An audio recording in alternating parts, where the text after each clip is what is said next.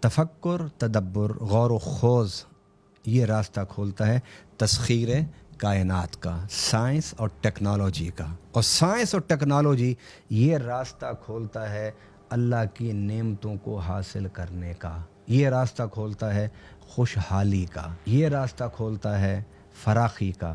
تو اقبال کہتا ہے دین کافر فکر و تدبیر و جہاد، دین ملا فی سبیل اللہ فساد۔ اس معاشرے کے فساد کا ذمہ دار ملا صرف نہیں ہے بلکہ مسٹر بھی ہے، پورا معاشرہ اس کا ذمہ دار ہے۔ آپ جوانی میں دنیا کمانے کے لیے آپ سوچ سکتے ہیں، آپ کیا یہ چیزیں نہیں سوچ سکتے تھے؟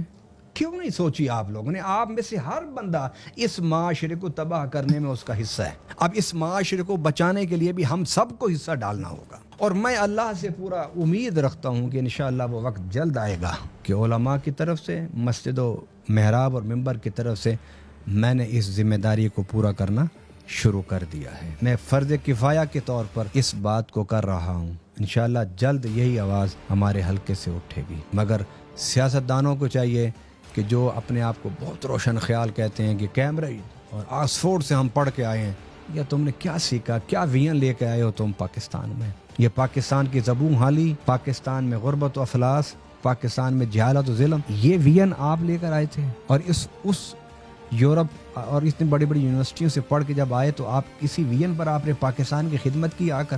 سیاستدانوں کو چاہیے کہ اس موضوع پر غور و فکر کریں، اس لیے کہ ملک کو خوشحال کرنے کی ذمہ داری سیاستدانوں کے ذمہ ہوتی ہے۔